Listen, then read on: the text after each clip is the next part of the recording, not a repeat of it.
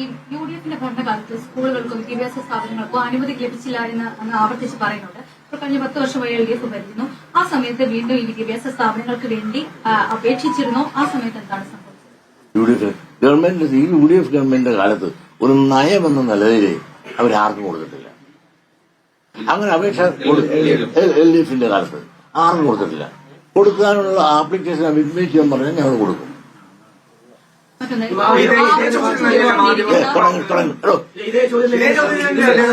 അതല്ല അല്ല അതല്ല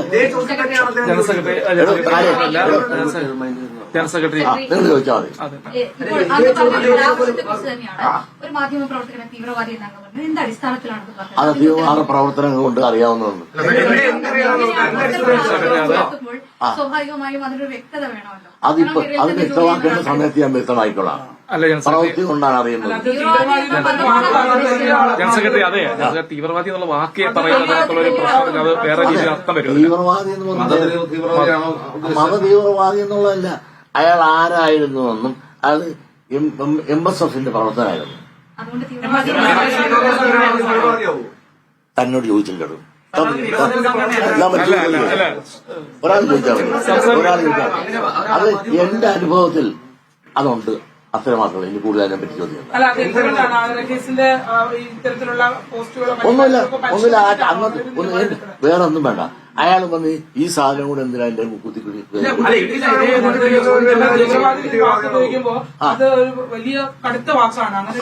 അടുത്ത വാക്കാണെന്ന് നിങ്ങൾക്ക് എനിക്ക് തോന്നിയിട്ടില്ല. അതല്ല ജനറൽ സെക്രട്ടറി നമ്മുടെ കൂട്ടത്തിൽ നിൽക്കുന്ന ഒരാള് സ്വാഭാവികമായിട്ടും ഒരാള് ചോദ്യങ്ങൾ ചോദിക്കാനുള്ള ഒരു അവകാശവും ഇത് ഉള്ളതുകൊണ്ട് അത് ഞാൻ ചോദിക്കേണ്ട രീതി ചോദിക്കണം.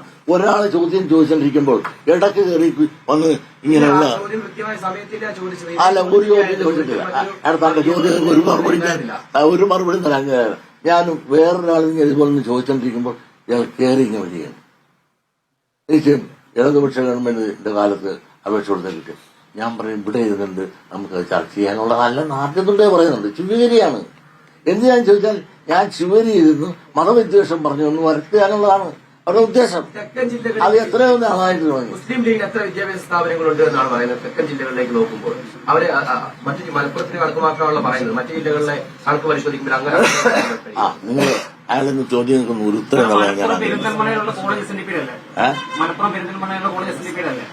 ഞാനത് പറഞ്ഞില്ല. എയ്ഡഡ് അൺഎയ്ഡഡ് അത് പറഞ്ഞില്ല. അൺഎയ്ഡഡ് കോളേജ് ഒരെണ്ണം സ്വാശ്രയം നമ്മുടെ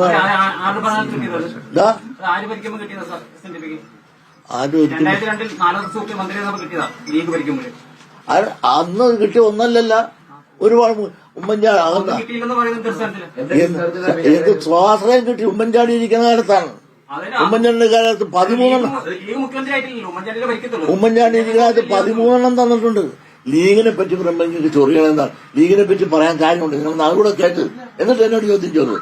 ലീഗിനെ പറ്റി പറയാൻ കാരണം ഞങ്ങൾ അണ്ണനും തമ്പിയും കൂടെ ഒന്നിച്ച് നടക്കരുന്നേ. നടന്ന കാലത്ത് ഞങ്ങൾ എന്താ പറഞ്ഞത്? UDFന് ഇറങ്ങണം, നമുക്ക് LDFന് ഇറങ്ങണം, നമുക്ക് ഭരണത്തിൽ വരണം.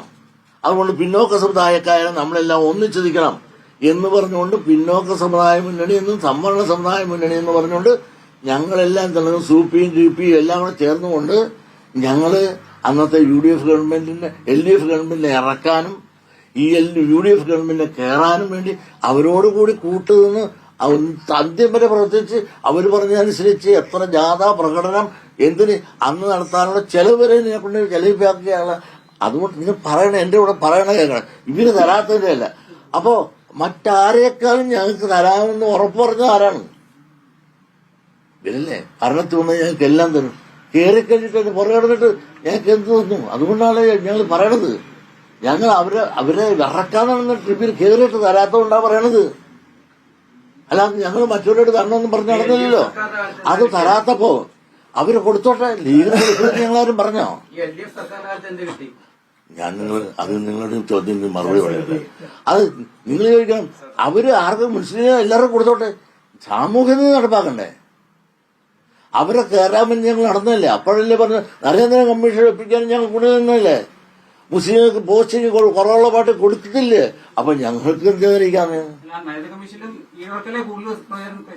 അല്ല ഈഴവർക്ക് മുകളിലൊന്നുമില്ല, പ്യൂണേ ഉള്ളു.